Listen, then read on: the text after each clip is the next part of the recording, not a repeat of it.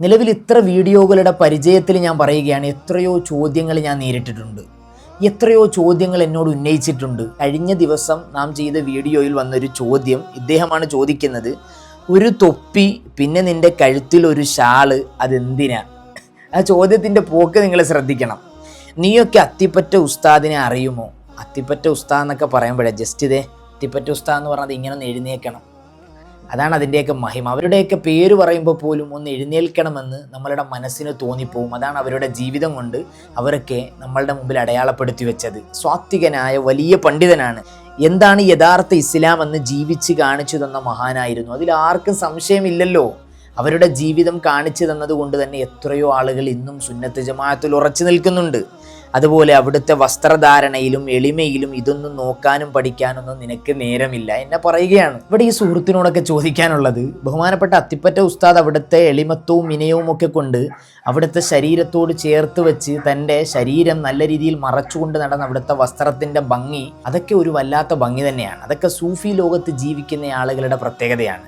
എന്നാൽ സാധുവായ എന്നെപ്പോലെയുള്ള ആളുകളൊക്കെ ആ ഒരു വസ്ത്രധാരണ രീതി ഞാൻ എൻ്റെ ശരീരത്തിനോട് ചേർത്ത് വെച്ചാൽ എങ്ങനെയായിരിക്കും എന്നെ കേൾക്കുന്നവർ ഈ സോഷ്യൽ മീഡിയയിൽ ഉണ്ടാവുക?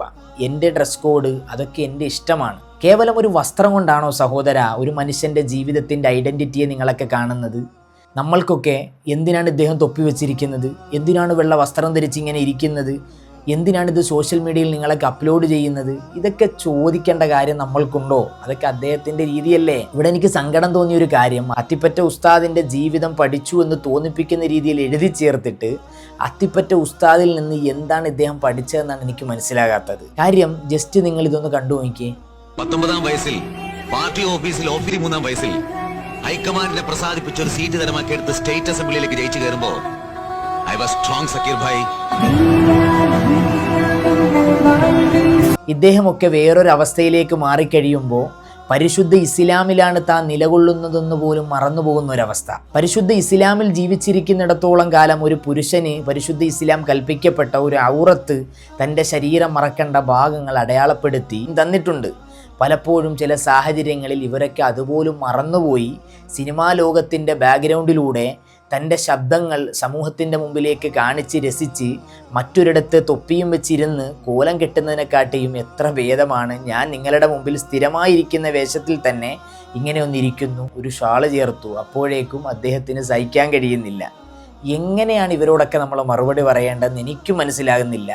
അതുകൊണ്ട് വളരെ വിനയത്തോടുകൂടി വളരെ സ്നേഹത്തോടുകൂടി അവസാനം പറയുകയാണ്, ഇത്തരം ചോദ്യങ്ങളൊക്കെ ചോദിക്കാൻ വരുമ്പോൾ ഒരു നിമിഷം ചിന്തിക്കണം നമ്മളുടെ ബാക്ക്ഗ്രൗണ്ടിനെ കുറിച്ച്. ഇതൊക്കെ ഞാനിവിടെ പറയുമ്പോഴും ചില ആളുകൾക്ക് കമൻറ്റ് ബോക്സിൽ എഴുതാനുള്ളത്, ഒരു പക്ഷേ ഉസ്താദെ ഇതൊക്കെ പ്രൈവറ്റായിട്ട് പറഞ്ഞു കൊടുത്താൽ പോരെ, ഇതൊക്കെ എന്തിനാണ് ഇങ്ങനെ വന്ന് പറയുന്നത്? നിങ്ങളൊക്കെ ഒന്ന് ചിന്തിച്ചു നോക്കണം. ഇദ്ദേഹത്തിന് അങ്ങനെ ഒരു ആവശ്യം ഉണ്ടായിരുന്നെങ്കിൽ ഇദ്ദേഹം എൻ്റെ നമ്പർ കണ്ടെത്തി എന്നോട് പേഴ്സണലായിട്ട് ബന്ധപ്പെട്ട് ചോദിക്കുകയായിരുന്നു വേണ്ടത്.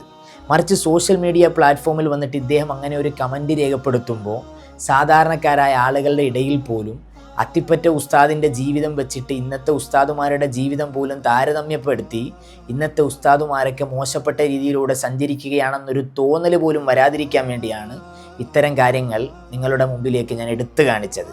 അതുകൊണ്ട് എന്തെങ്കിലും വിധത്തിൽ ഈ ചോദ്യം ഉന്നയിച്ച വ്യക്തിയുടെ ശ്രദ്ധയിലേക്ക് ഈ വീഡിയോ വിടുമ്പോഴോ അല്ലെങ്കിൽ കണ്ടു നിൽക്കുന്ന എൻ്റെ പ്രേക്ഷകരിൽ ആർക്കെങ്കിലുമോ എന്തെങ്കിലും വിയോജിപ്പോ ഇഷ്ടക്കേടോ ഉണ്ടെങ്കിൽ അതങ്ങ് ക്ഷമിച്ച് കളയുക എന്ന് മാത്രമാണ് എനിക്ക് പറയാനുള്ളത്. ഇൻഷാ അല്ലാഹ് വീണ്ടും കാണാം.